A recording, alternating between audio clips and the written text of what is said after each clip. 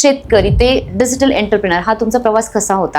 हा प्रवास तसं बघितलं तर खूप खडतर आहे. याच्या मागे मागच्या 20 वर्षांची मेहनत आहे. त्या शेती व्यवसायामध्ये सुद्धा सातत्य लागतं. तेच बीज माझं शेतीपासून सुरू झालेलं आहे. आणि 12वी नंतर पुढे काय करायचं, म्हणजे ग्रामीण भागामध्ये अशी परिस्थिती आहे. इंजिनिअरिंग ब्रँच असते किंवा सायन्स असतं, कॉमर्स असतं, हे आम्हाला माहिती नव्हतं. फॉर्म भरला आणि मला गव्हर्नमेंट कॉलेज मिळालं पुण्यातला.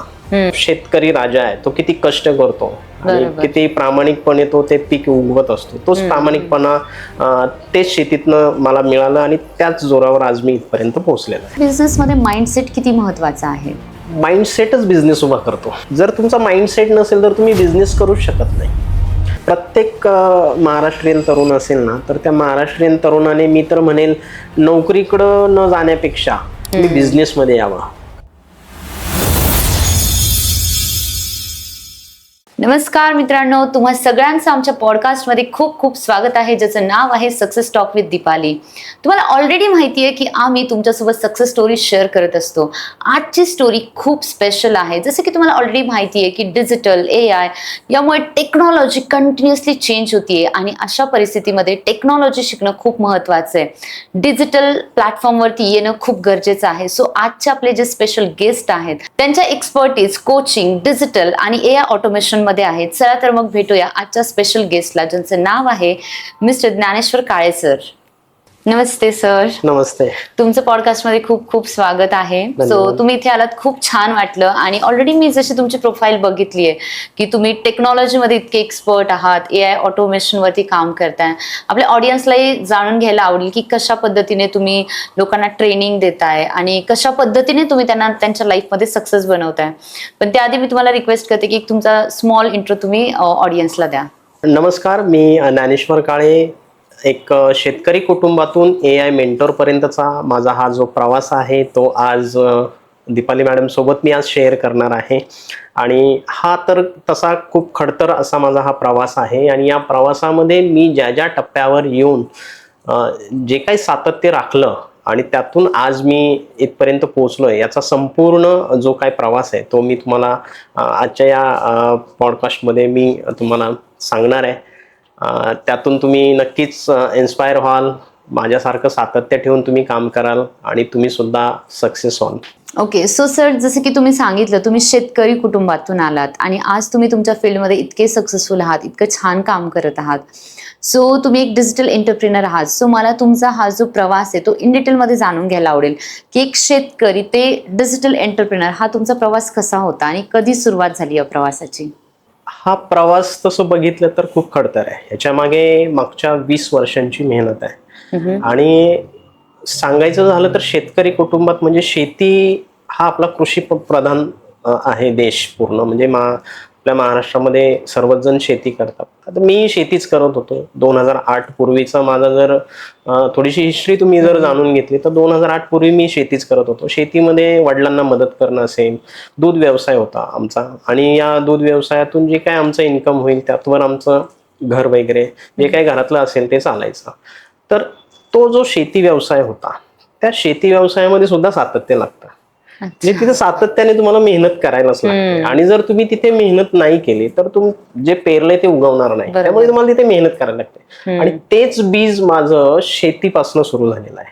म्हणजे ज्या वेळेला मी शेती करत होतो वडिलांसोबत, त्यावेळेला शेती 2008 ला मी 12वी पास झालेलो आहे. आणि 12वी नंतर जेव्हा मी पुण्यात आलो, ते टेक्नॉलॉजी मला काही माहिती नव्हती. मला शेती कशी करायची, उत्तम शेती कशी करायची हे चांगलं माहिती होतं. आणि दूध व्यवसाय, त्यानंतर शेतीमध्ये जे काय आम्ही करायचो, ते जे काय मिळायचं ते आम्ही मार्केटला जाऊन विकायचो.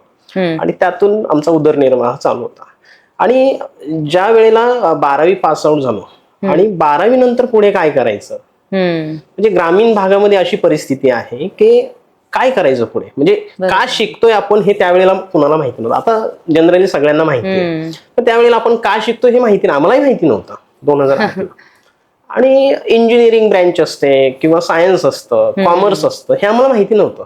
आम्ही आमच्याच गावामध्ये 11वी 12वी आर्ट्स केलं. माझा आर्ट्स झालाय, मी आर्ट्स मधनं शिकलो. आणि त्यानंतर शिक्षक आमचे जे आहेत त्यांना विचारलं, सर तुम्ही शिक्षक झाला कसे आहे ना. मग त्यांनी आम्हाला सांगितलं DED BEd असं असतं.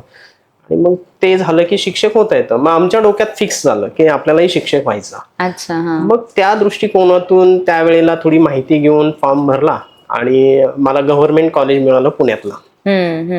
आणि योगायोग असा झाला की म्हणजे पुणे माहितीच नाही. आम्ही पुण्यात पहिल्यांदा 2008ला मी आलो आणि त्या अनुषंगाने पुण्यात आलो आणि मग हळूहळू टेक्नॉलॉजीकडे आम्ही यायला सुरुवात केली. म्हणजे सुरुवातीला वर्षभर तर पुणे समजून घेण्यातच आमचं गेलं. त्यामध्ये म्हणजे पुण्यात अगदी राहायचं कसं, खूप त्यावेळेला खूप बिकट परिस्थिती आमची पुण्यात राहण्याची. म्हणजे सुरुवात म्हणजे आम्ही रूम करून राहायचो. आम्ही पुण्यातले मित्र नवीन तयार झालेले, गावाकडचे थोडे कमी झालेले, असं आमचा हा प्रवास 2008ला पुण्यात सुरू झाला. पण त्याच्या आधी शेतीचा प्रवास जो आहे तो खूप रंजक आहे. आणि शेतकरी, आपण महाराष्ट्रात, तो प्रत्येक शेतकऱ्याला माहिती आहे की आपला जो शेतकरी राजा आहे तो किती कष्ट करतो आणि किती प्रामाणिकपणे तो ते पीक उगवत असतो. तोच प्रामाणिकपणा तेच शेतीतनं मला मिळालं आणि त्याच जोरावर आज मी इथपर्यंत पोहोचलेलो आहे. सो तुम्हाला असं का वाटलं की आपण एक बिझनेसमॅन व्हावं? म्हणजे तुम्ही बिझनेस ही फील्ड का सिलेक्ट केली? म्हणजे बऱ्याच वेळा असं होतं ना की तुम्ही ज्या बॅकग्राऊंडमध्ये आलात ते खरं तर बिझनेसला कोणी सपोर्ट नाही करत, राईट? किंवा आपली जी एज्युकेशन सिस्टम आहे तिथे फक्त शिका आणि नोकरी करा असं सांगितलं जातं. मग बिझनेस ऍक्च्युली सुरू करण्यामागचं काय नेमकं इन्स्पिरेशन आहे? परिस्थिती. अच्छा. परिस्थितीने शिकवलं की बिझनेसमन व्हायचं आहे. तसं पाहिलं तर पुण्यात येण्या अगोदर परिस्थिती म्हणा किंवा काय, पुण्यात येण्या अगोदर शेतीबरोबर मी ज्या इन्स्टिट्यूटमध्ये MSCIT, त्यावेळेला फक्त एकच कोर्स होता MSCIT. आणि आमच्या वेळेला MSCIT किंवा शाळेमध्ये काही कम्प्युटर त्यावेळेला नव्हते. इन्स्टिट्यूट क्लासमध्ये कम्प्युटर असायचे आणि त्यावेळेला आम्ही ज्या कम्प्युटर इन्स्टिट्यूटमध्ये शिकायला जात होतो तिथे सुद्धा 3च कम्प्युटर होते. अच्छा. आणि 3 कम्प्युटर, आम्ही 15-20 मुलं तिथे शिकणारे, म्हणजे एका कम्प्युटरवर साधारण 3-4 लोक बसायचे. आणि त्या एका तासाचा जो क्लास असायचा कम्प्युटरचा त्याच्यामध्ये सुद्धा म्हणजे एका कम्प्युटरवर 4-4 लोक असले की 5-10 मिनिट ते वापरायला मिळायचं. म्हणजे एक ऍक्टिव्हिटी आपण त्यावर करू शकतो अशी परिस्थिती होती. आणि मग तिथे तोही इन्स्टिट्यूट म्हणजे बिझनेसच होता. Correct, right. तुमच्या क्वेश्चनवर मी येतो. तोही बिझनेसच होता. इन्स्टिट्यूट सर चालवत होते आणि त्याच्यासोबत ते कमर्शियल प्रिंटिंग चालवत होते. ओके. आणि मला त्यात जरा इंटरेस्ट यायला लागला कमर्शियल प्रिंटिंग मध्ये. आणि म्हणून मी त्यांच्यासोबत सरांना विचारलं, सर मला जरा थोडंसं, मी काम करेल म्हणून, तुम्ही जे सांगाल ते काम मी तुमच्याकडे करेल. तर तिथे मी कमर्शियल प्रिंटिंगचं काम करू लागलो. म्हणजे पत्रिका बनवणं असेल, गावाकडे त्यावेळेला खूप क्रेज असायची पत्रिकेची. आणि मग मी तिथे पत्रिका बनवण्याचा बिझनेस जो आहे तो तिथे शिकलो, त्यांच्याकडे काम केलं. आणि त्याच्या जोरावर पुण्यात आल्यानंतर आई वडील शेती करत होते, मीही शेती करत होतो. पुणे नवीन होतं. पुण्यामध्ये राहायचं म्हणजे पैसा लागतो, बरोबर, खर्च मोठा असतो इथे. अगदी तुम्हाला म्हणजे गावाकडे दूध आपण असं सहज कुणालाही देऊ शकतो, पण पुण्यामध्ये दूध घ्यायचं तिथपासून आपल्याला पैसे लागतात. प्रत्येक गोष्ट आपल्याला विकत घ्यायला लागते. करेक्ट. आणि पहिल्यापासून शेतीत कष्ट केले, किती पैसा शेतीमध्ये मिळतो हेही मला माहिती होतं. त्यामुळे पुणे शहरामध्ये राहण्यासाठी जो पैसा लागतोय तेवढा माझे वडील किंवा माझं कुटुंब मला नाही पुरवू शकत, याची मला जाणीव झाली. आणि ही जाणीव झाल्यानंतर माझ्या लक्षात आलं, अरे आपल्याकडे, आपण गावाला असताना प्रिंटिंग प्रेसमध्ये काम करत होतो, ते कौशल्य आहे आपल्याकडे. तिथे बाइंडिंगचंही काम चालायचं, वेगवेगळे मल्टिपल कामं तिथे चालायचे ग्रामीण भागामध्ये. वय माझं त्यावेळेला अगोदर म्हणजे 12वी पास झालेलो, लहानच होतो. म्हणजे काय अशी बिझनेसची काय एवढी हे माहिती नव्हती, पण आयडिया मात्र होती की आपण काहीतरी करू शकतो, है ना. मग मी सुरुवात माझ्या क्लास पासून केली. माझे मित्रमंडळी, माझ्या वर्गामध्ये जे काही मुलं शिकतायत त्यांच्यापासून मी सुरुवात केली. वर्गामध्ये जी काही मुलं होती ते आमचे प्रोजेक्ट असायचे कॉलेजचे, जे सबमिशन असायचं त्यावेळेला सगळे गोल्डन एम्बॉयसिंग असेल, प्रिंटिंग असेल किंवा जे काही असतील जे बाहेर एखाद्या शॉपमध्ये जाऊन करायचे. तर माझ्या डोक्यात आलं, अरे म्हटलं हे तर आपणही गावाला करत होतो. मग मी सगळ्या मित्रांना विचारलं, म्हणलं बघा तुम्ही बाहेर जाऊन जर हे 50 रुपयाला करून घेत असाल तर मी तुम्हाला हे 45 रुपयात करून देईल. तर 5 रुपये म्हणजे खूप मोठी गोष्ट. करेक्ट. तो काळ असा होता, तुम्हाला सांगतो 2001च्या अगोदरचा असा काळ आहे की 10 रुपयाची भेळ आणली तरी ती खूप पूर्ण कुटुंब खायचं. 2008ला सुद्धा तीच परिस्थिती. 5 रुपये वाचतात म्हणजे त्यावेळेला वडापाव मिळायचा 5 रुपये. तर 5 रुपये वाचले तरी मुलगा खुश व्हायचा. मग मी काय डोकं लावलं तिथे की माझ्याच वर्गातल्या मुलांचे जे काही प्रोजेक्ट आहेत त्याचं बाइंडिंग करून देणं वगैरे, ते काम मी घेतलं, कारण मला येत होतं ते काम. मी आधीच प्रेसमध्ये काम केलेलं असल्यामुळे मला ते बाइंडिंगची वगैरे कामं जमत होती. म्हणजे हे जे काम आहे, हे 40-50 मुलांचं काम मला पुण्यात राहण्यापुरते जे पैसे आहेत ते पैसे मिळवून देणारं काम होतं. त्यामुळे मी त्यांचं जे काम आहे ते त्यांच्याकडनं घ्यायचो. आणि शेजारी आसपास जी काही दुकानं होती, 4-5 दुकानं होती, त्यातले प्रत्येक मुलगा कुठे ना कुठे जाणार आहे. त्याच्यामुळे 4-5 दुकानात ती सगळी मुलं डिवाइड व्हायची. मग मी काय केलं, सगळ्यांना विचारलं, बाबा रे, मी जर तुला बल्कमध्ये 40-50 जर बुक्स आणून दिले बाइंडिंगसाठी, तर तू काय करणार?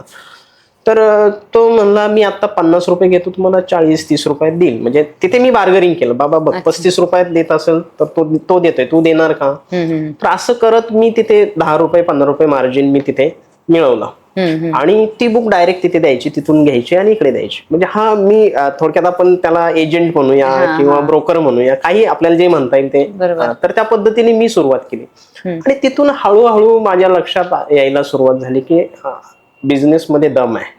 म्हणजे एज्युकेशन घेऊन जर तुम्ही एखाद्याची गुलामी करायला जाणार असाल तर ती गुलामी करण्यापेक्षा बिझनेसमध्ये दम आहे. आणि तिथून माझ्या बिझनेसची खरी पाळंमुळं रुजायला सुरुवात झालेली असेल. Okay, nice. सो तुम्ही तिथून इन्स्पायर झालात आणि तुम्ही ऍक्च्युली तुमच्या बिझनेसची जर्नी स्टार्ट केली आणि आज तुम्ही तुमचा बिझनेस सक्सेसफुली रन करताय. सो डेफिनेटली इथपर्यंत येणं इतकं इझी नसणार आहे. सो तुम्हाला इथपर्यंत येईपर्यंत भरपूर सारे चॅलेंजेसला फेस करावं लागलं असेल. सो तुमच्या आयुष्यात काय चॅलेंजेस आले? बिझनेसमध्ये चॅलेंजेस फेस करण्यापेक्षा एक्सपिरियन्स महत्वाचा आहे. म्हणजे कोणती नव्याने गोष्ट सुरू करायची असेल तर त्याचा आधी तुमच्याकडे एक्सपिरियन्स असला पाहिजे. आणि माझ्याकडे बिझनेसचा एक्सपिरियन्स नाही. मी जरी प्रिंटिंग प्रेसमध्ये काम करत असेल किंवा प्रिंटिंगची कामं करत असेल तरी तो एक्सपिरियन्स आहे, पण गुलामीचा आहे. म्हणजे मी काम करतोय दुसऱ्याकडे कोणाकडे. त्या बेसवर जरी मी बुक बाइंडिंगची कामं सुरू केलेली असेल आणि माझा नव्याने बिझनेस सुरू करायचा, तरी मला 2012 उजळलं. अच्छा. म्हणजे मी 2009 ते 2012 मी अशीच मिळेल ती कामं करत होतो. म्हणजे मी गावाकडे जेव्हा MSCIT कोर्स करत होतो त्याच वेळेला मी टायपिंग, गव्हर्नमेंट कमर्शियल जो कोर्स आहे टायपिंगचा, तो मराठी, हिंदी, इंग्रजी तिन्ही माझं टायपिंग 2006लाच पूर्ण झालेलं होतं, जेव्हा मी 11वी-12वीला होतो तेव्हा. आणि त्यावेळेला माझा भाऊ मला म्हटला, अरे आता कम्प्युटर आलंय, तू का ते जुनं टायपिंग करतोय? पण नाही म्हटलं, मला करायचंय. आणि ते खरं माझ्यासाठी वरदान ठरलं ते सुद्धा. अच्छा. ते पुण्यात आल्यावर मुलांची थिसिस टाईप करणं असेल किंवा ते बाइंडिंग करणं असेल, ते मला तिथे उपयोगी पडलं. बरं, पुण्यात आल्यावर कम्प्युटर माझ्याकडे नव्हता. कामं करायची म्हणजे कम्प्युटर पाहिजे टायपिंगसाठी. मग आमच्या कॉलेजच्या समोर एक सायबर कॅफे होतं, तिथे मी 20 रुपये तास देऊन 3-3.5-4 तास तिथे बसायचो आणि ही सगळी कामं पूर्ण करायचो. आता तुम्ही म्हटलात की बिझनेस सुरू करताना काय काय चॅलेंजेस आले. चॅलेंजेस, सगळ्यात मोठं चॅलेंज आहे भांडवल. भांडवल उभं करणं म्हणजे खूप मोठं चॅलेंज आहे.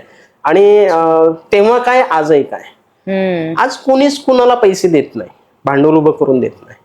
बरं, दिले तरी ते व्याजाने मिळू शकतील. बरं, व्याजाने घ्यायचे म्हणजे तुमचं क्रेडिट पाहिजे तर तुम्हाला पैसे मिळतील.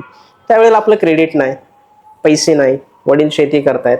घरी जर मी सांगितलं मला बिझनेस सुरू करायचा तर घरचे म्हणतील, बाबा रे तू शिक, घरी ये, काहीतरी नोकरी कर. याच्या पलीकडे ते काय मदत करू शकणार नाहीत.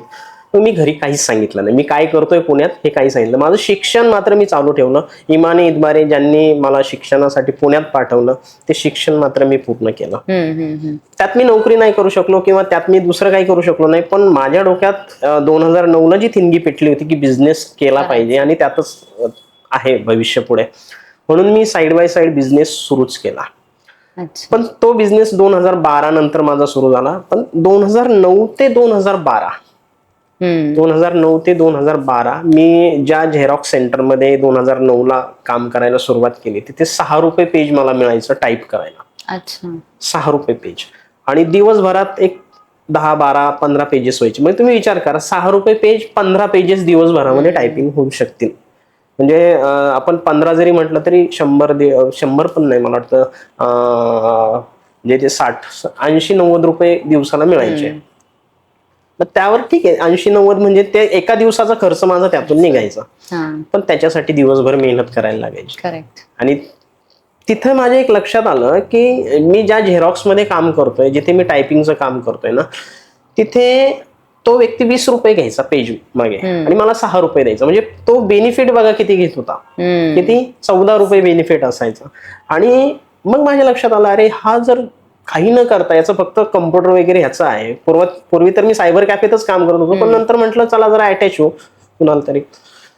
तर तिथे 15 रुपये निव्वळ नफा त्याला मिळायचा आणि मला 5-6 रुपये मिळायचे. मग मी म्हटलं माझं स्वतःच का नाही सुरू करायचं. आणि तिथे मी बोर्ड जो लावलेला होता तिथे टायपिंग करून मिळेल असा बोर्ड होता. आणि योगायोगाने आपलं मगरपट्टा सिटीतले शिवराजजी शितोळे त्यांच्या एका व्यक्तीने तो माझा बोर्ड तिथे बघितला आणि त्यावर मी लिहिलेलं होतं घरी येऊन काम करून मिळेल. अच्छा, म्हणजे बघा घरी युनिक कन्सेप्ट मी त्यावेळेला 2009 साली त्या बोर्ड लावला होता. म्हणलं चला घरी जाऊन करू, आपल्याकडे काय नाही. तर तो बोर्ड त्यांच्या एका व्यक्तीने बघितला, शिवराज शितोळे, इथे मगरपट्टा सिटीत राहिलाय. आणि मग त्यांनी फोन नव्हता, त्या झेरॉक्सवाल्याला विचारलं की हा बोर्ड कोणाचा आहे. ते म्हणलं माझा नाही, पण इथं मुलगा येतो कॉलेज सुटल्यावर त्याचा बोर्ड आहे. आणि मग मी जेव्हा तिथे गेलो तेव्हा त्याने मला पकडलं. मला म्हटलं असं असं एक पुस्तकाचं काम आहे आणि ते खूप मोठी व्यक्ती आहे आणि त्यांच्याकडे जायचं आहे, तर तू करशील का. मग करेल, मला गरज आहे ना, मी करणार ना. तर मी पर्वतीवरनं इथे हडपसरमध्ये मगरपट्टामध्ये मी 2009ला यायचो. तर त्या शिवराज, आम्ही बाबा म्हणतो त्यांना, म्हणजे आजही आमचे रिलेशन एवढी जवळपास 10-12-15 वर्ष झाली, आमचं रिलेशन खूप चांगलं आहे. जे आजही गणपती महोत्सवात किंवा गणपतीमध्ये ते घरी बोलवतात जेवणासाठी. तर 2009ला त्यांच्या मी घरी गेलो, आता मगरपट्टा सिटीत घर, आणि मी पहिल्यांदा ते मगरपट्टा सिटीचं गेट घर सगळं आतलं पहिल्यांदा 2009ला बघितलं. मी ग्रामीण भागातून आलेली एवढी मोठी सिटी मी कधी बघितली नव्हती. आत गेल्यानंतर आता ही जी चेअर आहे, या चेअरच्या मी अगदी कॉर्नरला पुढे बसलेलो, गावावर आलो माहितीच नाही ना, आणि ते समोर बसलेले. त्यांनी माझ्याकडे मला पूर्ण असं निरखून बघितलं. मला विचारलं काय नाव तुझं. ज्ञानेश्वर काळे. कुठून आलाय. मी संगमनेरचा आहे आणि ते कॉलेजला आहे आणि पार्ट टाइम करतो काम. बरं ठीक आहे असं म्हटलंय. आणि मग तुला जमेल का म्हटलं. प्रयत्न करतो, जमेल का असं नाही सांगत, पण तुम्ही शिकवलं तर मी करू शकतो म्हटलं. आणि मग त्यांनी सांगितलं तुला कम्प्युटर, मला एक्सपर्ट चालवतो, मला कम्प्युटर जमतं, मी टायपिंग वगैरे, मला टायपिंगच पाहिजे असं ते म्हटलंय. मग कसं करणार, किती पैसे घेणार. पैशाचं मला काहीच माहित नाही, तुम्ही द्याल ते मी घेईन. पण मी तिथे एक अट त्यांना ठेवली होती की म्हटलं तुम्ही मला पैसे द्याल, पण त्याच्यासोबत मला एक टाइमचं जेवण पण द्यायला लागेल. कारण मी इथून तुमच्याकडनं उशिरा सुटणार, पुढे मला माझी मेस बंद होणार, मला जेवण नाही मिळणार. ठीक आहे, म्हणजे जेवणाची तू काळजी करू नको, जेवण मिळेल. आणि मग त्यांच्याकडनं जेवणाचं एक डील झालं आणि ते म्हटले की मी तुला रोज 300 रुपये देईल. अरे बापरे, म्हटलं 300 रुपये म्हणजे माझ्यासाठी खूप मोठी गोष्ट होती. 300 रुपये आणि 300 रुपये देईल म्हटल्यावर मी लगेच हो म्हटलं, हो चला कधी काम सुरू करायचं. थांब जरा म्हणे, थांब आधी काय इक्विपमेंट लागणार आहे मला जरा सांगतो. म्हणजे एक लॅपटॉप लागेल मला आणि काय काम करायचं सांगा, मी करेन. टायपिंगच काम आहे ना म्हटलं, दुसरं काही नाही करायचं. पण टायपिंगच्या कामासाठी मी त्यांच्याकडे गेलो होतो. शिवराज शितोळे जे आहेत बाबा त्यांना मी म्हणतो, तर त्यांच्याकडे मी 2009ला टायपिंगच्या कामासाठी गेलो होतो. पुणे प्रांताचे राजा देशमुख, शितोळे घराण्याचा संपूर्ण इतिहास असं पुस्तकाचं नाव होतं टायटल. तर ते 600-700 पानांचं बुक आम्ही 2 वर्ष काम करत होतो त्यावर. म्हणजे जे 2009 ते 2012 आपण जे म्हणतोय तो मधला जो कालावधी मी मगरपट्टा सिटीमध्ये त्यांच्याकडे अगदी फॅमिलियर पद्धतीने तिथे मी काम केलं.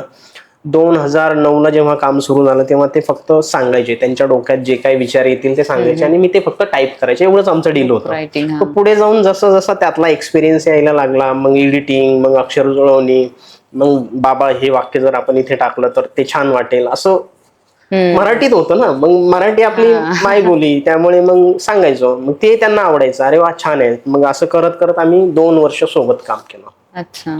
आणि त्यांच्या घरी काम करत असल्यामुळे एक फॅमिली मेंबर म्हणून त्यांनी मला 2 वर्ष सांभाळलं पुण्यामध्ये. आणि मग अगदी घरच्या सारखं जेवण वगैरे, कधी उशीर झाला तर मी तिथेच राहायचो.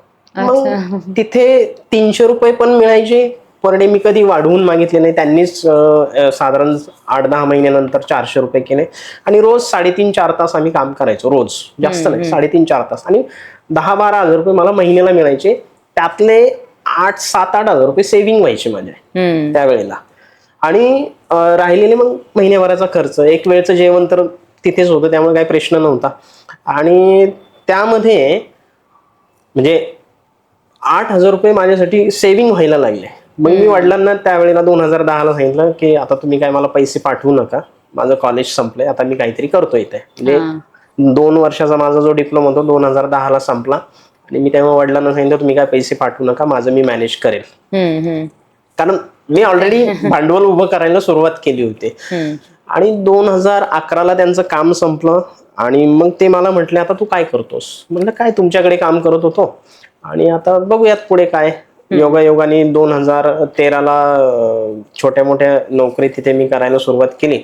आणि मग ते मला त्यांनी 2011ला ऑफर पण दिली होती की तू एक काम कर, तर 2 वर्ष इथे काम केलंस तर आमच्याकडेच कंटिन्यू आमची जी काही छोटी मोठी सगळी कामं तू हँडल कर. म्हणलं बाबा 2 वर्ष काम केलं, मला माझं वेगळं काहीतरी करायचं आहे. आणि माझ्या डोक्यात आहे की कम्प्युटर इन्स्टिट्यूट म्हणा किंवा ऑनलाईन सर्व्हिसेस म्हणा, असं काहीतरी मला करायचं आहे. आता मला 3 वर्षात चांगला एक्सपिरियन्स आला आहे त्यामध्ये, पण माझ्याकडे काही पैसे आहेत पण मला अजून कमी पडत आहेत. त्यांनी मला त्यावेळेला 60,000 रुपये मला भांडवल दिलं. आणि माझ्याकडचे 40-50 हजार जे काही मी साठवलेले होते ते असे जवळपास 1.25 लाखामध्ये मी सहकार नगरमध्ये 2012ला माझं कम्प्युटर इन्स्टिट्यूट सुरू केलं. अरे वा. ते असा हा बिझनेस सुरू करण्याचा हा जो कालावधी आहे तो 2 वर्ष मी स्ट्रगलच केले तिथे सुद्धा. आणि मग या बिझनेसमध्ये मी आलेलो आहे. ओके, सो तुम्ही हे सगळं करत असताना तुम्ही स्पर्धा परीक्षा पण दिल्या. हो, मी चाणक्य मंडळला 2009 ते 2012 मी चाणक्य मंडळला क्लास लावला होता फाउंडेशनचा, आणि फाउंडेशन मध्ये सोडून दिला. पुढे काही कंटिन्यू केलं नाही. म्हणजे थोडक्यात सांगायचं काय तर मी 2011ला माझं फर्ग्युसन कॉलेजला ऍडमिशन झालं होतं BA ला इंग्लिश मिडियम मधनं. पण तिथलं तो क्राऊड बघून, तिथलं ते वातावरण बघून मी ते सोडून दिलं कॉलेज आणि शाहू कॉलेजला ऍडमिशन घेतलं, की जे मला फॅमिलियर आहे. मी त्या वातावरणात नाही, मला ते नाही आवडलं तिथलं वातावरण, त्याच्यामुळे मी ते सोडलं आणि शाहू कॉलेजला एक आपलं जिथे ग्रामीण भागातली सगळी मुलं आहेत अशा ठिकाणी मी ऍडमिशन घेतलं. सो तुमच्या या सगळ्या प्रवासामध्ये असं तुम्हाला कधी जाणवलं की आपण टेक्नॉलॉजीमध्ये जावं, कारण येणाऱ्या काळामध्ये टेक्नॉलॉजी खूप पॉवरफुल आहे आणि ते आपण शिकायला पाहिजे. टेक्नॉलॉजीमध्ये मी अगदी 2017-18 नंतर या टेक्नॉलॉजीकडे वळालो.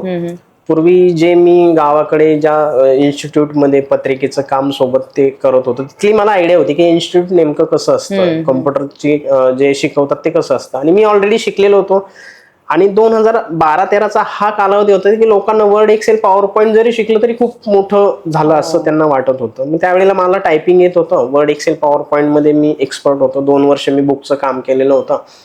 आणि मग त्या बेसिसवर मी केलं सुरू. म्हणजे शेवटी कुठेतरी आपल्याला धाडस करायला लागतं. बरोबर आहे. जर तुम्ही धाडस केलं तरच तुम्हाला काहीतरी मिळू शकतं. म्हणजे आउट ऑफ बाउंड्री जाऊन जर काम केलं तरच तुम्ही सक्सेस होऊ शकता. जर तुम्ही एका चाकोरीबद्ध याच्यामध्ये जर काम करायला सुरुवात जर केली तर त्या चाकोरीबद्ध कामकाजामध्ये तुम्हाला अपेक्षित यश नाही मिळणार. तुम्ही त्या चौकटीतच खेळत राहणार. करेक्ट. मी 2012ला खूप मोठा निर्णय घेतलाय. म्हणजे माझंच मला खरं पटत नाही की मी हा एवढा मोठा निर्णय कसा घेतला. आणि 1,00,000-1.25 लाख रुपये भांडवल सुद्धा बघा, म्हणजे ते माऊलींची कृपा जरी म्हटलं तरी चालेल की त्यावेळेला मी एवढं भांडवल 2012ला उभं करू शकलो. आणि ते 2012ला मी जे काही कम्प्युटर इन्स्टिट्यूट सुरू केलं त्यावेळेला माझा एक मित्र होता कॉमर्सचा, जीवन म्हणून. त्या जीवनने टॅली हा सब्जेक्ट त्याचा प्रॉपर होता, त्यामुळे तो टॅली शिकवायचा. मी MS ऑफिस असेल शिकवायचो. DTP मला चांगलं येत होतं, मी DTP शिकवायचो. आणि त्यावेळेला नेमकंच वेब डिझाईन सुरू झालं होतं. मग आपलं युट्यूबला बघायचं, मुलांना शिकवायचं. म्हणजे या पद्धतीने आम्ही त्यावेळेला सुरू केलं. म्हणजे शेवटी कुठेतरी तुम्हाला सुरुवात केली पाहिजे. मला येत नाही तर तुम्ही आधी शिकलं पाहिजे आणि मग शिकवलं पाहिजे. बरोबर ना. मग आम्ही 2012ला मी युट्यूबला वेब डिझाईन शिकायचो. त्यामध्ये मी वर्ड प्रेस त्यावेळेला चांगलं चालायचं. त्यावेळेला वर्ड प्रेस मध्ये मी काम सुरू केलं. आणि हे पण का सुरू केलं त्याच्या मागची वेगळी कहाणी आहे. अच्छा. माझ्याच इन्स्टिट्यूटची एक वेबसाईट असावी 2013-14ला. असावी म्हणून एक आपल्याच गावाकडचा एक मुलगा होता, नाव नाही सांगत मी, त्याला मी म्हंटल बाबा रे वेबसाईट मला पाहिजे, अशी अशी पाहिजे.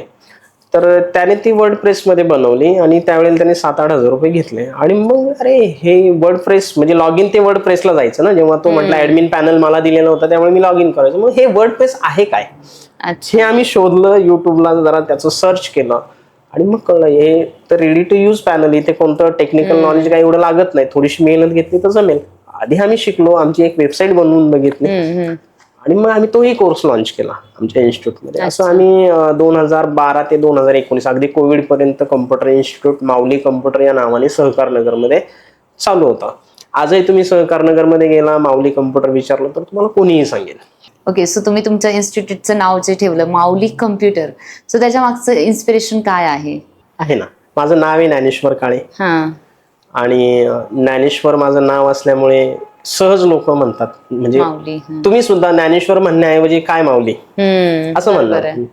आणि पहिल्यापासून लोक मला माऊलीच म्हणायचे ना, म्हणजे ज्ञानेश्वर अगदी कोणीतरी म्हणायचं, पण माऊली काय माऊली, हे नाव जरा छान आहे, लोकांच्या नेहमी तोंडात असतं. तर म्हणलं मग आपण माऊलीच आपल्या ब्रँडला नाव द्यायचं आणि मग ती माऊली कम्प्युटरची सुरुवात झाली. हे तुमचं 2013 ते कोविड पर्यंतचा टाइम होता आणि कोविड नंतर तुम्ही याच्यामध्ये आले, टेक्नॉलॉजी मध्ये आले. हा, कोविड त्यात पण 19 ते 21 हा परत लर्निंग फेज होता. अच्छा. हा, म्हणजे शेवटी लर्निंग मग अर्निंग आहे. ट्रू. म्हणजे 19 ते आता कोविड मध्ये लोक सगळी घरात बंद होती, आम्ही पण घरात बंद होतो. तर त्यावेळेला काय करायचं, आता बिझनेस तर ठप्प झालाय. करेक्ट. जे काही साठवलेली होती ती वर्षभरात थोडी थोडी करत खर्च कमी केलेले, मुळात खर्च आपले कमीच आहेत. ग्रामीण भागातून आलेला व्यक्ती कोणीही असू द्या, त्याचे खर्च जे आहेत ना ते लिमिटेड आहे. तो शौकीन नसतो कसला, पैशाची जाणीव असते, पैशाची जाणीव असते.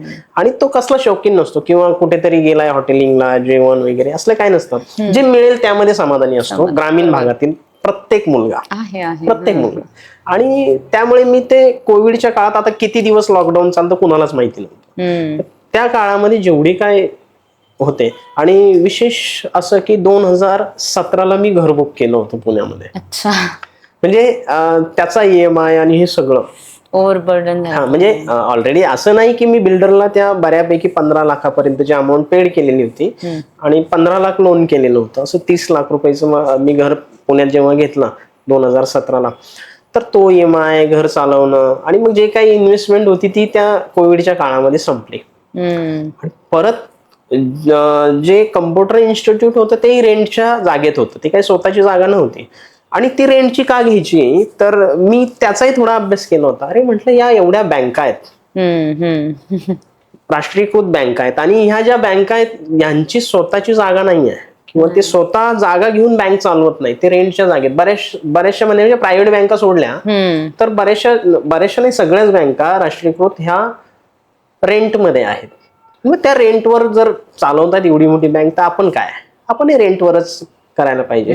मला बऱ्याचशा लोकांनी सल्ला दिला, दादा घर घेण्यापेक्षा तू ऑफिस घे. नाही म्हणलं, मी ऑफिस आयुष्यभर रेंटनेच वापरणार, मी आधी माझा निवारा करणार. आणि म्हणून 2017ला मी घर घेतलं. 19 मध्ये होते नव्हते सगळे पैसे, इन्व्हेस्टमेंट जी होती ती सगळी कोविडमध्ये, कामच नव्हतं काही, ती तिथे खर्च झाली.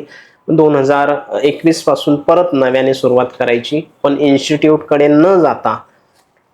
म्हणजे थोडक्यात मला सांगायचं आहे काय की फिजिकल बिझनेस न करता मला व्हर्च्युअल क्लाउड बेस्ड बिझनेस सुरू करायचा. ऑफलाईन टू ऑनलाईन आलो, मग परत ऑफलाईन कडे नाही गेलो.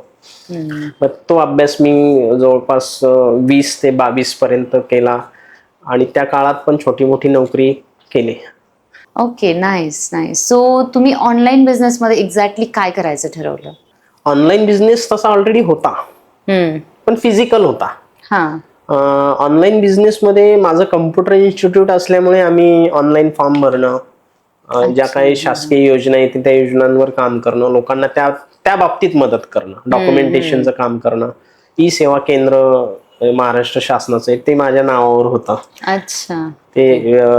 ते ई सेवा केंद्राच्या माध्यमातून लोकांना दाखले देणं, त्यानंतर कॉमन सर्व्हिस सेंटरच्या माध्यमातून, म्हणजे ऑनलाईनची कामं करायचं, पण फिजिकली एका जागेवर होतं, ऑफिस होतं ना, आधी ऑफिस होतं.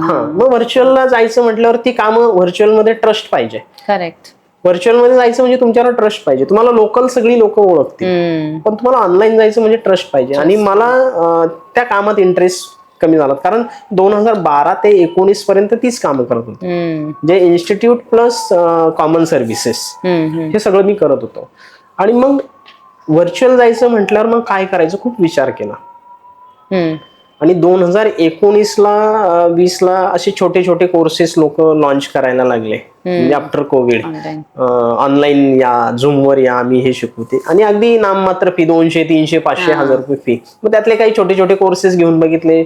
अरे हे तर मग हळूहळू इकडे यायला सुरुवात झाली व्हर्च्युअल मध्ये, की अरे हे आपण पण करू शकतो. कारण एक्सपिरियन्स ऑफलाईनचा होता, त्यामुळे ऑनलाईन मध्ये इझिली शिफ्ट होणं सोपं होतं. पण कोणताही विषय शिकवायचा म्हटलं तर तो आधी तुम्हाला आला पाहिजे. करेक्ट, बरोबर. मग तो विषय तुम्हाला आला पाहिजे, तर त्याचं नॉलेज पण तुम्ही घेतलं पाहिजे आधी. मग हे जे 20 ते 22 आहे, हे मी पूर्ण नॉलेज घेण्यावरच फोकस केलं.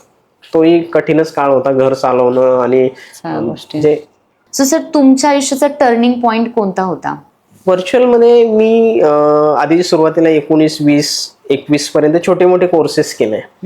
आणि 23 मध्ये मी जरा मोठाच कोर्स केला, म्हणजे तिथे अगदी लाख रुपये मी इन्व्हेस्टमेंट केली. अच्छा, तुम्ही स्वतःच्या स्किलवर इन्व्हेस्ट? माझ्या स्किलवर इन्व्हेस्टमेंट. शेवटी आपल्या स्किलवर जर आपण इन्व्हेस्टमेंट केली तर आपण इतरांना स्किल शिकवू शकतो. माझ्याकडे मल्टिपल स्किल आहेत असं नाही, पण मल्टिपल म्हणजे आपण म्हणतो ना, मला हे येतं, मला ते येतं, मला हे येतं.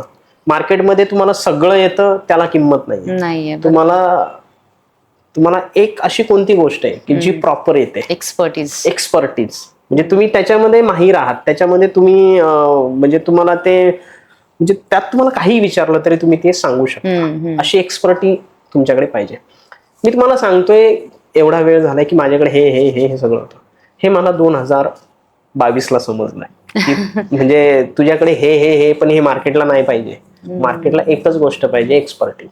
करेक्ट. आणि मग त्या दृष्टिकोनातून मग मी डिजिटल गॅजेटकडे वळालो. डिजिटल वेगवेगळे प्लॅटफॉर्म चेक करायला सुरुवात केली. म्हणजे अगदी टीचेबल असेल, ग्राफी असेल, ते त्या आले होते तेव्हा मार्केटमध्ये. टीचेबल त्यावेळेला खूप चाललं, 18, 19, 20, 22च्या वेळेला. मग आम्ही LMS जे आहे, वर्ड प्रेस येत होता, आम्ही वर्ड प्रेस मध्ये LMS बनवून बघितलं मी. असे छोटे छोटे प्रोजेक्ट आम्ही करून बघितले आणि त्याचा एक्सपिरियन्स होता. तो एक कोर सब्जेक्ट झाला तयार माझ्यासाठी, की बाबा ऍप्लिकेशन मध्ये आपण काम करू शकतो, जरी आपलं इंजिनिअरिंग नसेल किंवा काय, पण आपल्याकडे सेन्स आहे आणि कसं करायचे त्याची किमान आयडिया आहे, प्रॅक्टिकल आयडिया आहे आपली. करेक्ट. थेरॉटिकल नसेल, जुगाड करू आपण, पण करू. आणि मग त्याचा सेन्स असल्यामुळे मग एका कोर बिझनेस मध्ये, ऍप्लिकेशन मध्ये म्हणा, किंवा मग त्या ऍप्लिकेशन बेस, जेव्हा ते ऍप्लिकेशन दुसऱ्याला समजावून सांगायचं तेव्हा तिथे कोचिंग आलं. मग हा जो कॉम्बिनेशनचा जो प्रवास आहे ना, तो खरा 2022-23ला सुरू झाला. अच्छा, ओके. आणि सर, तुम्हाला हे कधी रिअलाइज झालं की आपण लोकांना टूल्स देतोय पण त्यांना ऍक्च्युली सिस्टमची गरज आहे? जेव्हा माझं सिस्टम नव्हतं ना, तेव्हा सिस्टम काय असतं हे समजलं. म्हणजे ज्या वेळेला आम्ही काम करायचो 2021, 22, 23ला, आम्ही कसंही त्याला काही सिस्टमॅटिकपणा नव्हता. 22 पर्यंत सिस्टमॅटिकपणा काहीच नव्हता. म्हणजे जे येईल समोर ते घ्यायचं. म्हणजे समजा आता तुम्ही आलात माझ्याकडे आणि तुम्ही म्हटलं मला हे अशी सर्व्हिस पाहिजे, हो आम्ही देतो ना करून, काय प्रॉब्लेम नाही. परत आणखी दुसरं कोणीतरी आलं, आम्हाला ही हो देतो की, तुम्हालाही देतो. ह्याच्यामध्ये सिस्टीम नव्हती काही. सिस्टीम नव्हती म्हणजे तुमचंही काम करायचं, यांचंही काम करायचं, सगळ्यांचीच कामं करायची आणि एकाच वेळेला बर्डन यायचं. करेक्ट. मग याला कुठेतरी सिस्टमॅटिक पद्धतीने बसवलं पाहिजे. म्हणून सिस्टमॅटिकपणा जो आहे, तर त्यावर आम्ही काम करणं सुरू केलं. मग त्याच्यामध्ये सुद्धा कामं करताना सिस्टीम पाहिजेच. लीड आली तर त्याचं बायफर्गेशन, नर्चरिंग प्रोसेस, या सगळ्या गोष्टींवर त्यावेळेला लीड काय असतं हे कळत नव्हतं. हे सगळं हळूहळू समजायला लागलं. अगदी 22 पर्यंत बघा. म्हणजे आम्ही असं काही नाही की एखाद्याला बिझनेस सुरू करायचा असेल आणि त्यातली सगळीच माहिती पाहिजे असंही काही नाही, पण त्यातला सेन्स पाहिजे, त्याला माहिती पाहिजे की आपलं गोल काय, कुठपर्यंत आपल्याला पोहोचायचंय. हे जर त्याला माहिती असेल ना, तर तो त्या प्रवाहात पडला की आपोआप व्हायला लागतो. बरोबर आहे. सो सर, तुम्ही मोस्टली AI ऑटोमेशन शिकवता, बरोबर? सो त्यामध्ये तुम्ही कुठल्या कुठल्या सर्व्हिसेस प्रोव्हाइड करता? मी AutoAI फनल नावाचं माझं एक ऍप्लिकेशन आहे. पण हे ऍप्लिकेशनच्या अगोदरची पार्श्वभूमी कोचिंग आहे. मी आधी कोचिंग इंडस्ट्रीमध्ये कोचिंगमध्ये सुरुवात केली, अगदी छोट्या छोट्या कोर्स पासून. मी पूर्वी व्हॉट्सअप शिकवायचो. अच्छा. व्हॉट्सअप म्हणजे प्रत्येकाच्या मोबाईलमध्ये म्हणाल तुम्ही की अरे व्हॉट्सअप मध्ये काय शिकायचंय, पण व्हॉट्सअपचा बिझनेससाठी वापर कसा करायचा हे सगळ्यांनाच माहित नाही. व्हॉट्सअप सगळ्यांना माहिती आहे, म्हणजे स्क्रोलिंग करण्यासाठी, आलेले मेसेज वाचतो आपण, मेसेज पाठवतो, यासाठी व्हॉट्सअप आहे. पण त्याचा बिझनेस साठी वापर तुम्ही करू शकता का, त्यातून तुमचा बिझनेस वाढवू शकता का? तर आम्ही व्हॉट्सअपवर कोचिंग सुरू केलं. व्हॉट्सअप नंतर 2023 ला AI आलं, 22-23 ला, म्हणजे आधीच आलेलं आहे पण आम्हाला 22-23 ला कळलं AI आलं, आणि त्यात फेमस चॅट जीपीटी झालं. खूप फेमस झालं चॅट जीपीटी. आणि हे जे चॅट जीपीटी आहे ते लोकांना कळत नव्हतं ना. आपल्याकडे बॅकग्राऊंड होता इन्स्टिट्यूटचा, त्यामुळे आपल्याला ते समजायचं. पण त्यात पण प्रॉम्प्ट कसे द्यायचे असतात, प्रॉम्प्ट इंजिनिअरिंग ही पूर्ण ब्रँच आहे, आणि आपण आर्ट्सची लोक आहेत, तर तेही आधी म्हणजे तेही कौशल्य घेणं गरजेचं होतं. पण लर्निंग फेज माझा फास्ट आहे. मी मराठी माध्यमाचा आहे, झेडपीच्या शाळेत शिकलेलो आहे, मराठीच माध्यमातून सगळं काही झालेलं आहे. आणि हे जे येते ते सगळं इंग्लिश मधनं, समोरचा जो कोणी शिकवतोय तो इंग्लिश मधनं शिकवतोय. मला इंग्लिश कळत नाही, मला इंग्लिश कळत नाही, पण तो जो समोर जो काही टेक्नॉलॉजी शिकवतोय ती मात्र मला परफेक्ट समजते. अच्छा. आणि त्यातून मग मी शिकून मी माझ्या मराठी बांधवांना शिकवतो.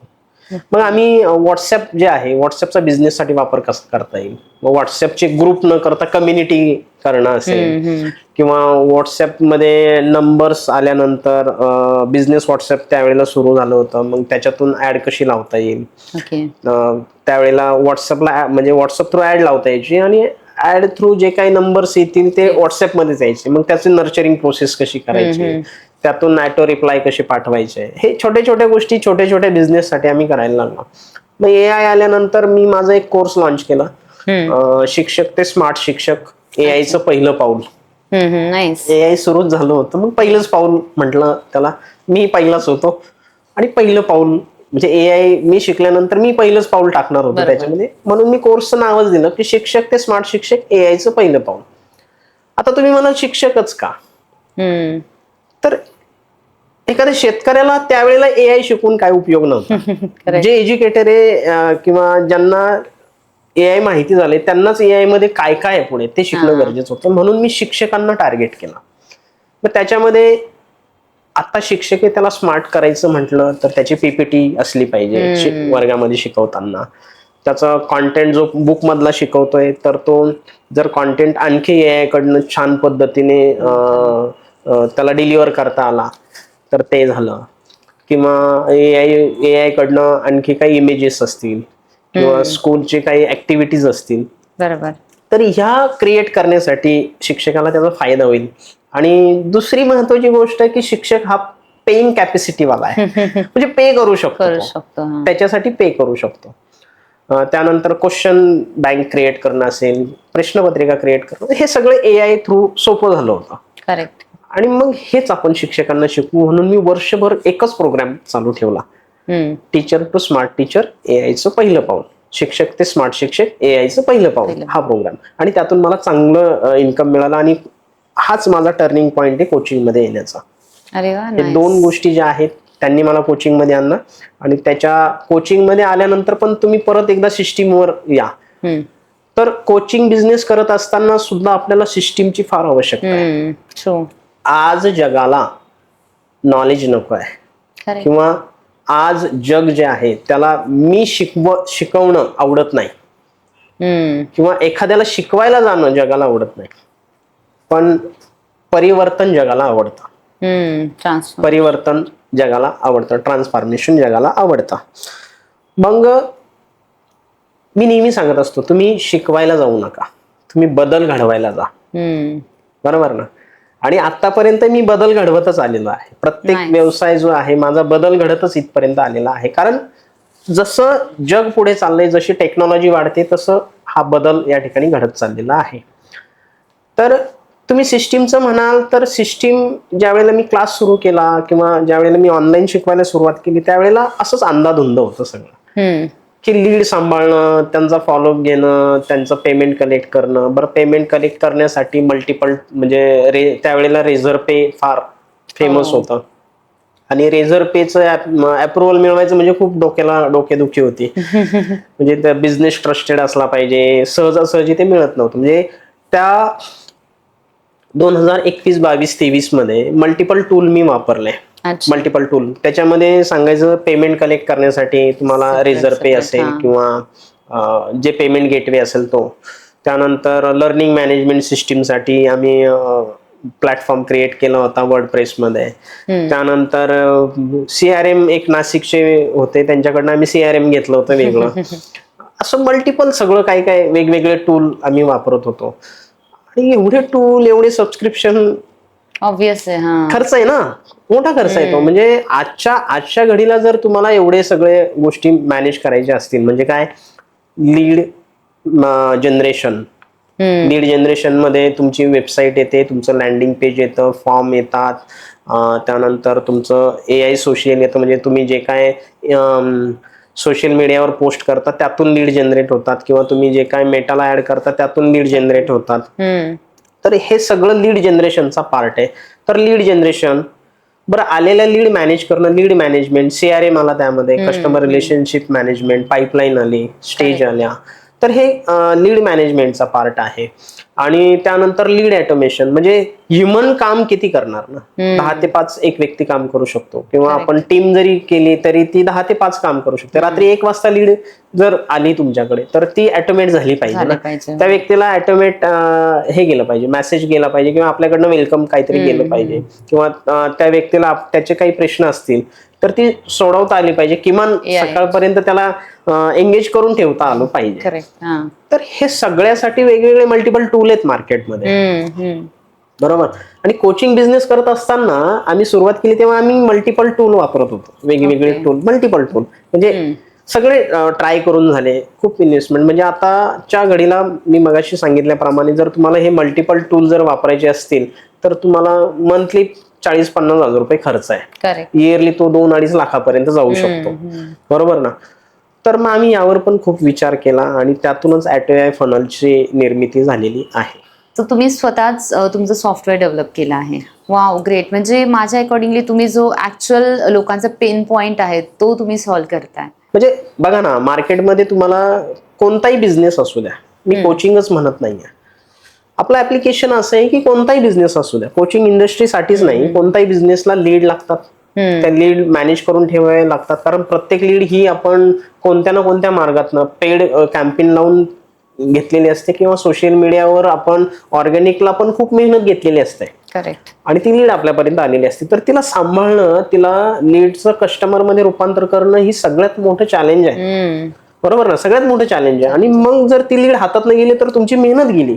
एक्झॅक्टली, तुमची मेहनत गेली. तर मग ह्याला कुठेतरी शिस्तबद्ध करावं लागेल, आणि त्यातून ही सिस्टीम आली, सिस्टीम मधनं हे ऍप्लिकेशन तयार झालंय.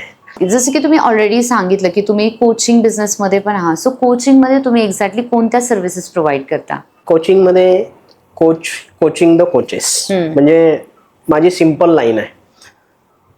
बघा, मार्केटमध्ये म्हणजे तुम्ही काय, मी काय, किंवा अन्य कोणी असेल, प्रत्येकाकडे काही ना काही नाविन्यपूर्ण नॉलेज आहे. करेक्ट. ज्ञान आहे, आणि त्या ज्ञानाचा जगाला फायदा होणार आहे, त्या ज्ञानाचा जगाला फायदा होणार आहे. तर ते ज्ञान जर, म्हणजे सिंपल डेफिनेशन सांगतो, तुमच्याकडे ज्ञान आहे पण त्या ज्ञानाला मॉनिटाईज कसं करायचं हे तुम्हाला माहित नाही. तर ते मॉनिटायझेशनची जी प्रोसेस आहे ती मी शिकवतो कोचिंग मध्ये. मग त्याच्यामध्ये अगदी माइंडसेट, कोचिंगचा माइंडसेट तयार करण्यापासून तुमचं मायक्रो निश निवडण्यापर्यंत, म्हणजे काय विषयामध्ये तुमची एक्सपर्टी आहे, मग त्याच्यामध्ये आणखी मायक्रो काय असेल, आणि त्या मायक्रोमध्ये जगाला तुमची काय गरज आहे ही ओळखून एक त्याची निश स्टेटमेंट आपण बनवून देतो त्याचं, आणि त्या स्टेटमेंटवर काम करत त्या निशवर मार्केटमध्ये मार्केटचा सर्वे करणं, मार्केटमध्ये तुमच्या निशची किती गरज आहे, तुमचे किती कॉम्पिटिटर आहेत, त्या निशमध्ये आणखी किती लोक काम करतायत, त्यांचं रेव्हेन्यू कुठपर्यंत पोहोचलेलं आहे, म्हणजे मार्केट रिसर्च आम्ही त्यामध्ये घेतो. त्यानंतर मार्केट रिसर्च नंतर एक तुमचं सिस्टीम हवं ना, मग मार्केट रिसर्च नंतर तुम्हाला कॅमेऱ्यासमोर येऊन बोलायचं असतं, मग त्याचं आम्ही तयारी करून घेतो की नेमकं कॅमेऱ्यासमोर बोलायचं कसं, व्हिडिओ जनरेट कसे करायचे, सोशल मीडियासाठी आपल्याला ऍडव्हर्टाइजमेंटसाठी व्हिडिओ जनरेट कसे करायचे, हा मधला एक पार्ट आहे. त्यानंतर जेव्हा तुम्ही कॅमेराला फेस करायला सुरुवात करता त्यानंतर मग आम्ही 1 to 1 कसं घ्यायचं असतं त्याचं फनल जनरेट करून देतो. 1 to 1 म्हणजे पर्सनल कॉल आपण त्याला म्हणूया. तर त्याचं फनल कसं असतं, त्याची प्रोसेस अगदी सुरुवातीपासून एंड पर्यंतची त्यांना आम्ही समजावून सांगतो. मग एकदा त्याला 1-on-1 मध्ये, हे सगळं 12 आठवड्याचा कोर्स आहे आमचा. अच्छा. या 12 आठवड्याच्या कोर्समध्ये ना प्रत्येक मॉड्यूल 1 आठवड्यात कम्प्लीट होतं आणि त्याला मध्ये गॅप मिळतो प्रॅक्टिस करण्यासाठी. ओके म्हणजे एकदम आम्ही 12चे 12 लेक्चर्स जे आहे आमचे ते आम्ही एकदम नाही शिकवत. आम्ही step by step practical course आहे आमचा. आम्ही थेरॉटिकल शिकवत नाही, प्रॅक्टिकल. जर तुमचं माइंडसेट आम्ही जर केलं असेल कोचिंगसाठी तर मध्ये तुम्हाला आम्ही आठवड्याचं नियोजन केलेलं आहे. जर आमचा मंगळवारी जर क्लास झाला माइंडसेटचा तर त्याच्यावर क्वेश्चन आन्सर असतं दर गुरुवारी आणि दर शनिवारी त्याचं ऑडिट असतं. अच्छा, आलं लक्षात? दर शनिवारी त्याचं ऑडिट असतं आणि परत मंगळवारी नेक्स्ट सेशन असतं. याच्यात होतं काय की जर मी मंगळवारी जे शिकवलंय त्याच्यात जर त्याला प्रॅक्टिकल करताना काही अडचण आली तर ती गुरुवारी सॉल्व्ह होते. करेक्ट. आणि गुरुवारी ती त्याची जी समस्या आहे त्याला जर त्यातलं काही समजलेलं नसेल तर ते गुरुवारी क्वेश्चन आन्सर मध्ये त्याला ते क्लिअर होतं आणि मग राहिलेला तो शनिवारपर्यंत कम्प्लीट करतो आणि शनिवारी त्याचं ऑडिट असतं की बाबा त्याने काय केलं. म्हणजे हा प्रॅक्टिकल बेस, आम्ही जे काही कोचिंग करतोय ते प्रॅक्टिकल बेस आहे. ओके. आणि ह्या प्रॅक्टिकलमुळे होतं काय की लोकांना ते करायलाच लागतं कारण त्याचं ऑडिट आहे ना. आम्ही आमच्या आठवड्याचं प्लॅनिंगच तसं आहे की त्या प्लॅनिंग मध्ये आम्ही प्रॉपर आठवड्याला प्लॅन केलेलं आहे की जे शनिवारी ऑडिट आहे त्या ऑडिटला जर सामोरं जायचं असेल पण प्रत्येकाचं आम्ही 5-5, 10-10 मिनिटात आम्ही प्रत्येकाचं ऑडिट करत असतो की बाबा हा काय माइंडसेटमध्ये किंवा मार्केट रिसर्च असेल तर काय मार्केट रिसर्च केलं, कोण कॉम्पिटिटर सापडले तुला, आणखी कोण आहे, म्हणजे कोण तुझा ऑडियन्स आहे ना, टार्गेट ऑडियन्स तू काय ठरवलेला आहे, त्याचं ऑडिट होत असतं. आणि त्याच्यामुळे त्याला प्रॅक्टिकल स्वरूप असल्यामुळे हा कोर्स वर्क आहे. आम्ही जे काही शिकवतो ते वर्क आहे. आणि मग असं 12 आठवडे आम्ही लॉन्च पॅड पर्यंत सगळं शिकवतो. मग त्याच्यामध्ये वेबिनार क्राफ्टिंग असेल, वेबिनार फनल असेल, त्यानंतर फेसबुक ऍडव्हर्टाइजमेंटसाठी फेसबुक असेल, फेसबुक नंतर त्या फेसबुक मधले सगळे काय फेसबुक अप्रुव्हल असेल मेटाचं किंवा ऍड कशी लावायची, ऍड लावतानाच्या सगळ्या गोष्टी आम्ही त्याच्यात कव्हर केलेल्या आहेत. एक ऍड पण त्यांची आम्ही लावून देतो. अरे वा. म्हणजे ते प्रॅक्टिकलच आहे. ऍड लावणं हे प्रॅक्टिकल. तुम्ही अगदी 100 रुपयाची ऍड लावा पण ऍड लावा, हे ना. बरं, ऍड लावल्यानंतर ते फनल मध्ये जर तुम्ही पर्सनल कॉलचं फनल यूज करत असाल तर तुम्ही ऍड लावायची, एक क्लायंट मिळवायचा त्या ऍड मध्ये. ओके. चॅलेंज तिथे चॅलेंज आम्ही क्रिएट केलेलं आहे आणि त्या चॅलेंज मध्ये मग ते मिळतात क्लायंट. आणि मग त्यांना आम्ही ऍड लावण्याच्या अगोदर 1-on-1 फनल वर्क कसं करतं, त्या 1-on-1 मध्ये प्रूव्हिंग सिस्टीम काय, स्पीचिंग प्रूव्हिंग काय असतं, काय प्रश्न विचारले गेले पाहिजे, किती त्यांना बोलून दिलं पाहिजे, समोरच्या व्यक्तीला किती वेळ बोलायला दिला पाहिजे, तुम्ही किती ऐकून घेतलं पाहिजे, हे सगळं आम्ही सायन्स पण शिकवतो त्याच्यामध्ये. म्हणजे सायकोलॉजी जे आहे ते सेल्फ सायकोलॉजी आपण त्याला म्हणूया, ती आम्ही त्यामध्ये शिकवतो, है ना. आणि मग ते 1-on-1 साठी एकदा तयार झाले की मग वेबिनार फनल मध्ये मग 1 to many असतं ना. मग समोरच्या ऑडियन्स मध्ये काय त्याचे सगळ्या गोष्टी त्या फनल मध्ये आम्ही पूर्ण करतो. आणि मग त्यानंतर लॉन्च पॅड असतं त्याचं, कारण दोन्ही सगळ्या गोष्टी ऑलमोस्ट कव्हर झालेल्या असतात. पण लॉन्च पॅडच्या अगोदर आम्ही ऍप्लिकेशन मध्ये त्यांना, कारण एक सिस्टीम आपल्याला हवी आहे. कोचिंग बिझनेस करत असताना एक सिस्टीम आपल्याला पाहिजे असते. आणि ही जी सिस्टीम आहे ती सिस्टीम म्हणजे आमचं ऍप्लिकेशन आहे ॲटो फनल. त्याच्यामध्ये आम्ही सगळं तुम्हाला ऑलमोस्ट कोचिंग बिझनेस साठी जे काय हवं तुम्हाला ते सगळं एका प्लॅटफॉर्म मध्ये आम्ही आणलेलं आहे. ओके. सो सर, तुमच्याकडे ऑलरेडी एवढा मोठा क्लायंट बेस आहे आणि तुमचे जे क्लायंट्स आहेत ते इतके सक्सेसफुल आहेत, सो त्यांच्या काही क्लायंटच्या सक्सेस स्टोरी नक्की आम्हाला तुमच्याकडून जाणून घ्यायला आवडतील. मी 1-2 स्टोरी सांगू शकतो तुम्हाला. आता ऑलरेडी असे काही क्लायंट्स आहेत माझे. आता नाशिकच्या स्मिता चव्हाण म्हणून आहेत. त्या स्मिता चव्हाण ज्या आहेत त्या हिलिंग मध्ये काम करतात. ओके. हा, तर त्यांनी ऑर्गॅनिक केलंय सगळं, ऑर्गॅनिक. ओके. त्या आमच्याकडे शिकल्या आणि त्यांनी छान मॅनेज केलं सगळं व्यवस्थित. कोचिंग आता त्या करतायत, प्लॅटफॉर्म ॲटवे फनलचाच वापरतायत आणि त्यांचं छान सिस्टीम बसलेलं आहे. त्यानंतर माझ्याकडे कोचिंग नाही, पण सिस्टीम मात्र माझ्याकडनं घेतलेली लोक आहेत. म्हणजे एक्झॅक्ट कोचिंग सिस्टीम चालतं कसं, तर शिवशाहीर डॉक्टर विजय तनपुरे आहेत, महाराष्ट्र गाजवलेली व्यक्ती आहे.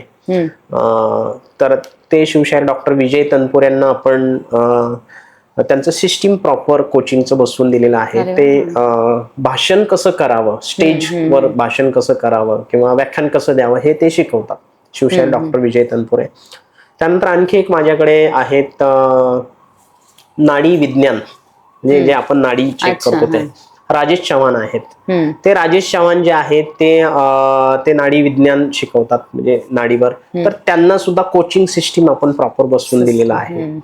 त्यानंतर मी तुम्हाला सांगितलं की कोल्हापूरचे मेजर प्रकाश पाटील आहे, त्यांचं वय 76 आहे. म्हणजे विचार करा, 76 एज, 2026, टेक्नॉलॉजी पासून खूप लांब असलेला माणूस आहे, बरोबर. म्हणजे आपल्या आजोबांच्या वयाचे ते आहेत, पण ते सुद्धा स्मूथ या सिस्टीम मध्ये काम करतात. म्हणजे माझी जी सिस्टीम आहे ती मी प्रूव्ह केलेली सिस्टीम आहे की जिथे ही लोक प्रॉपर काम करतात. 76 एजचा माणूस जर या सिस्टीम मध्ये येऊन काम करू शकतो, तर आत्ताची तरुण पिढी असेल किंवा आता जे कोणी कोचिंग बिझनेस मध्ये येत असतील तर ते 100% काम करू शकतात. ओके, सो तुमच्या अकॉर्डिंगली बिझनेस मध्ये माइंडसेट किती महत्वाचा आहे? प्रश्न खूप भारी आहे, म्हणजे मराठीत भारीच आपण म्हणूया त्याला. माइंडसेटच बिझनेस उभा करतो. म्हणजे जर तुमचा माइंडसेट नसेल तर तुम्ही बिझनेस करूच शकत नाही.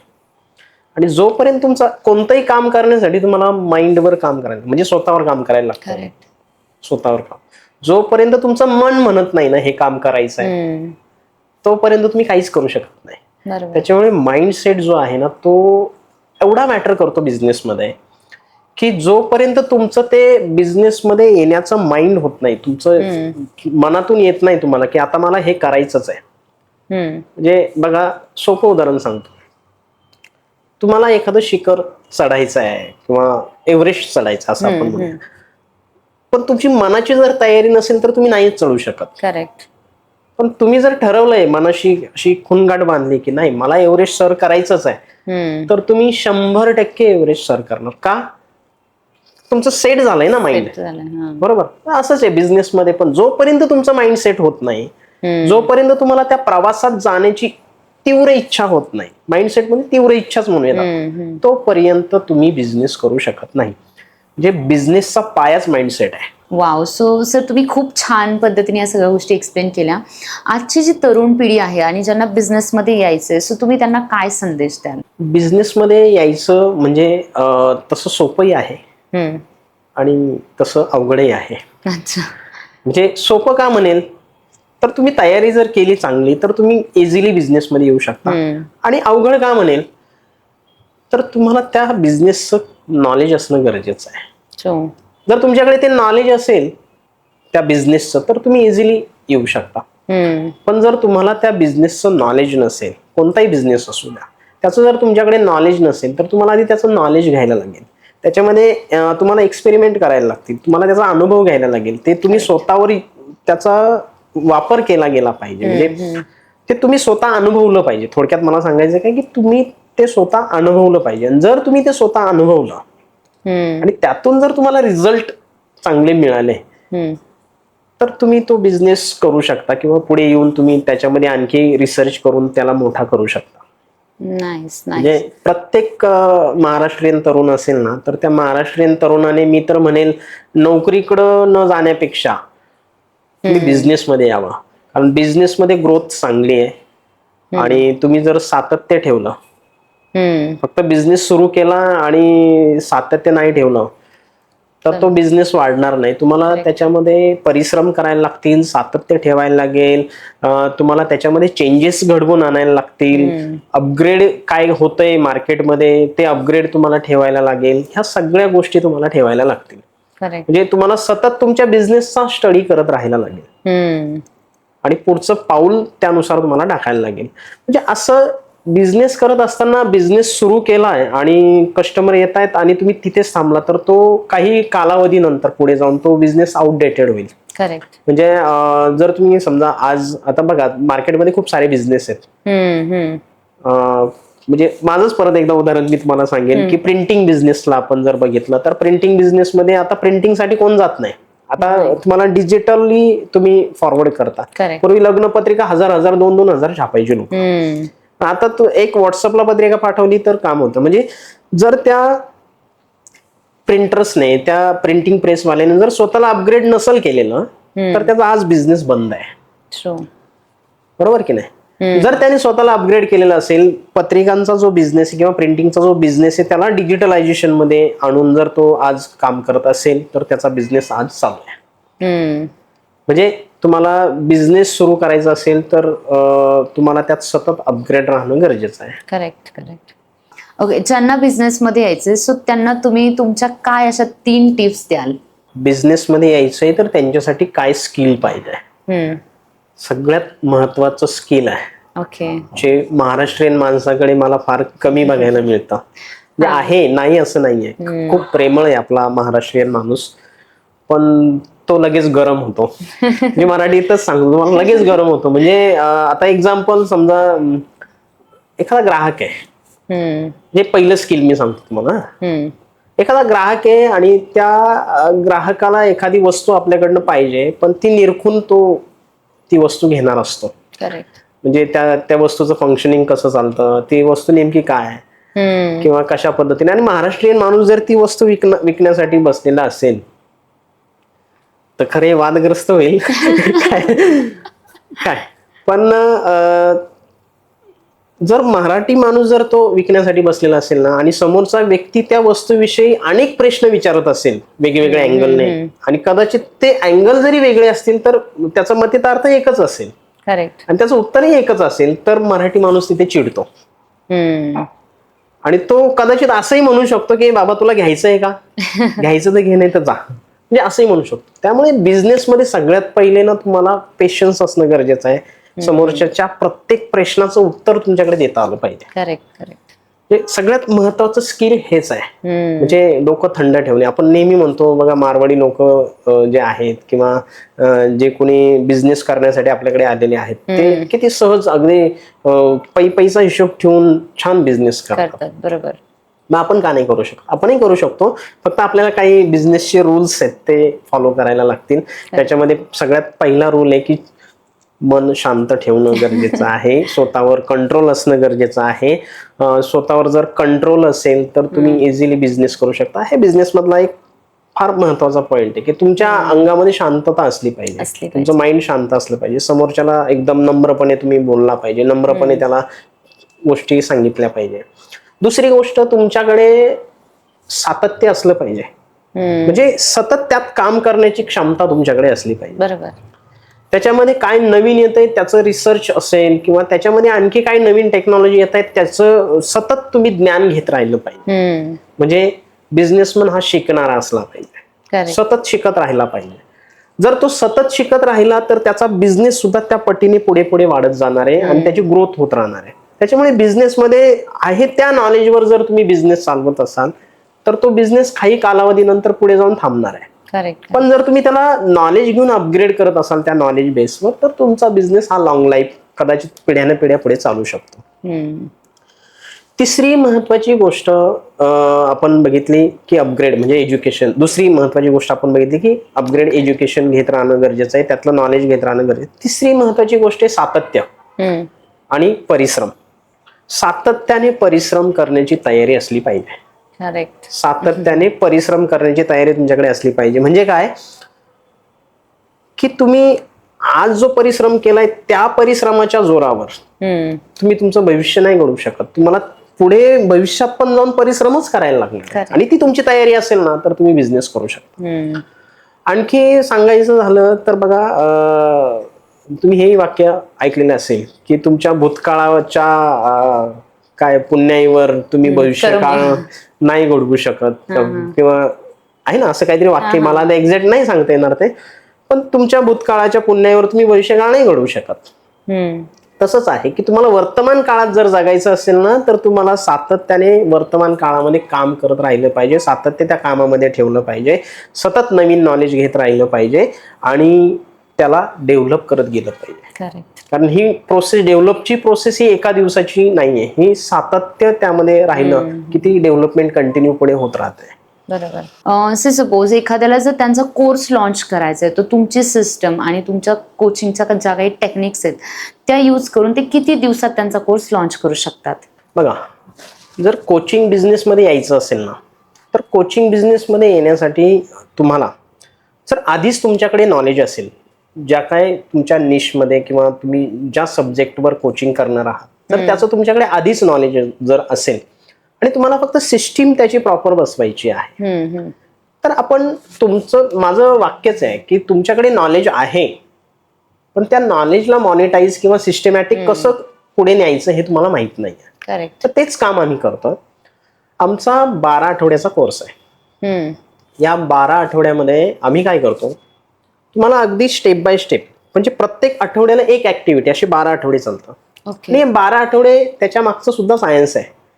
12 आठवडेच का, तर या 12 आठवड्यामध्ये तुम्ही विचार करा, 12 आठवडे म्हणजे किती, जवळपास 72 दिवस होतात. किती दिवस होतात? 72. आणि 72 दिवस आम्ही सातत्याने काम करतो. किती? 72 दिवस सातत्याने. एक ऍक्टिव्हिटी, एक्झाम्पल जर मार्केट रिसर्च जर दिलं असेल किंवा मार्केट रिसर्च हा जर टॉपिक असेल, तर तो तुम्हाला 8 दिवस अभ्यासायला मिळतो. किती दिवस? 8 दिवस. आणि ह्या 8 दिवसामध्ये तुम्हाला एक्झॅक्ट तुमच्याविषयी असलेलं मार्केट हे तुम्ही त्याचा अभ्यास करत असता. बरोबर. आणि फक्त तुम्ही त्याचा अभ्यास करत नाही, तर आम्ही तुम्हाला मार्केट रिसर्च कसं करायचं असतं हे तर आम्ही शिकवतोच, पण त्यात तुम्हाला काय काय अडचणी येत आहेत रिसर्च करताना, त्यावर सुद्धा आम्ही क्वेश्चन आन्सरच्या माध्यमातून तुम्हाला त्याचं आन्सर देत असतो. ओके. आणि त्याचबरोबर त्याचं ऑडिट सुद्धा होत असतं. म्हणजे लर्निंग प्रॉब्लेम, जे काय प्रॉब्लेम येत असतील लर्निंग नंतरचे, आणि त्याचं सोल्युशन आणि एक्झॅक्ट प्रॅक्टिकल म्हणजे ऑडिट, या तिन्ही गोष्टी तुमच्या एका आठवड्यात होत असतात. तर मी तुम्हाला सांगितलं 12 आठवड्याचा आपला कोर्स आहे, आणि या 12 आठवड्याच्या कोर्समध्ये तुम्ही पूर्ण तुमचं कोचिंग सिस्टीम तयार करू शकता, म्हणजे 72 दिवसामध्ये, जर तुमचा कोर सब्जेक्ट परफेक्ट असेल तर. पण जर तुमचा कोर सब्जेक्ट परफेक्ट नसेल आणि तुम्ही नव्याने एखादा विषय घेऊन पुढे येत असाल, तर तुमचं नॉलेज, तुमच्या सब्जेक्ट विषयीचं नॉलेज आणि आमचं नॉलेज प्लस सिस्टीम, ह्या दोन्हींचं कॉम्बिनेशन करून साधारण 120 दिवसामध्ये तुम्ही प्रॉपर सिस्टीमवर काम करू शकता, प्रॉपर कोचिंग तुम्ही करू शकता. 120 दिवसामध्ये करू शकता. पण तुम्हाला त्यातही सातत्य लागणार आहे. सातत्य तुमच्याकडे असेल, तुमची मेहनत करण्याची तयारी असेल, तुमचं हे स्टार्टअप असणार आहे, त्या स्टार्टअपमध्ये तुम्ही जे काही शिकवणार आहे त्यातलं तुमचं नॉलेज चांगलं असेल, तर मी डेफिनेटली सांगतो की 72 दिवसामध्ये तुम्ही तुमचं पहिलं वेबिनार लॉन्च करून तुमची बॅच सुद्धा तुम्ही सुरू करू शकता 72 दिवसामध्ये. नाईस नाईस, खूप छान करू शकता. म्हणजे तुमचं नॉलेज सिस्टीम मी आज दिलो, पण त्या सिस्टीमला तुम्हाला वर्क करायचं असेल तर तुमच्या आतून तुमचं नॉलेज बाहेर आलं पाहिजे. आणि ते फक्त नॉलेज नाही द्यायचंय, मी परत एकदा रिपीट मागे जाईल की नॉलेज नाही द्यायचंय. मी तुम्हाला शिकवलेलं तुम्हाला आवडत नाही, पण तुम्हाला मी जे काही सांगणार आहे त्यातून तुमच्यात काय बदल झाले हे जर तुम्ही ट्रान्सफॉर्मेशन करणार असाल, तर ही जनता तुम्हाला ऐकण्यासाठी, तुमचा कोर्स घेण्यासाठी बसलेलीच आहे. ट्रान्सफॉर्मेशन खूप मॅन्डेटरी. वाव. सो सर, तुम्ही ज्या काही गोष्टी इथे सांगितल्या त्या खरंच खूप जास्त इम्पॉर्टंट आहे. आणि मला असं वाटतं जे ऑडियन्स आपल्याला ऐकतात आहे, ज्यांना ट्रेनिंग कोचिंग फील्डमध्ये यायचं, इव्हन ज्यांना सिस्टम पाहिजे, आत्ताचा जो ट्रेंड आहे AI ऑटोमेशन आपल्याला शिकणं खूप गरजेचं आहे. आणि तुम्ही त्या गोष्टी खूप छान पद्धतीने एक्सप्लेन केल्या. आणि मला असं वाटतं तुम्ही त्याचा इम्पॉर्टन्स जो आहे की का आपण त्यामध्ये यायला पाहिजे आणि त्याचा कसा वापर करायला पाहिजे आणि त्याचा रिझल्ट कसा मिळेल, या सगळ्या गोष्टी तुम्ही खूप छान पद्धतीने एक्सप्लेन केल्या. खरं तर तुम्ही इथे आलात, खूप खूप मनापासून तुमचे धन्यवाद. तुम्ही सुद्धा इथं बोलवलं आणि मला बोलण्याची संधी दिली, आणि माझ्याकडे काय काय आहे, कशा पद्धतीने मी डिलिव्हर करतो हे इथे मांडण्याची एक उत्तम संधी तुम्ही मला दिली, त्याबद्दल मी खरं तुमचं खूप आभारी आहे. हे प्लॅटफॉर्म असं आहे की या प्लॅटफॉर्मवर आल्यानंतर बऱ्याच गोष्टी आपल्या नॅचरली येतात वरती आणि Correct. त्या जनतेलाही खरं समजल्या पाहिजे, ऑडियन्सलाही समजल्या पाहिजे की बाबा राईट आत्ता काय झालंय की राईट कोच मिळणं फार गरजेचं आहे. करेक्ट. म्हणजे राईट कोच जर नाही मिळाला तर तुम्ही जी काही त्या कोचिंगवर इन्व्हेस्टमेंट केलेली आहे ती राईट मार्गाने जात नाही आणि त्यात तुम्हाला कदाचित सक्सेस मिळत नाही. करेक्ट. तर तुम्ही मला इथे माझं सगळं काही मांडण्याची संधी दिली, राईट वे मला या ठिकाणी देता आला, तर त्याबद्दल खरं तुमचे खूप आभार आहे. Yes sir, thank you so much आणि थँक्यू सो मच ऑडियन्स. तुम्ही आमचा हा पॉडकास्ट संपूर्ण पाहिलाय आणि तुम्ही इथपर्यंत आलाय. सो तुम्हाला हा पॉडकास्ट नक्की आवडलाय. सो तुम्ही कमेंट बॉक्समध्ये कळवा आणि जर तुम्हाला खरंच ट्रेनिंग कोचिंगमध्ये यायचंय की तुम्हाला सिस्टम पाहिजे असेल तर तुम्ही सरांना कॉन्टॅक्ट करू शकता. त्यांचा आम्ही नंबर डिस्क्रिप्शन बॉक्समध्ये दिलाय. तुम्ही तुमच्या क्वेरीज त्यांच्यासोबत कनेक्ट करून विचारू शकता. So thank you so much for watching this podcast. आणि अजून आमच्या जर चॅनलला सबस्क्राईब केलं नसेल तर सबस्क्राईब बटनवर क्लिक करा, लाईक करा आणि शेअर करा.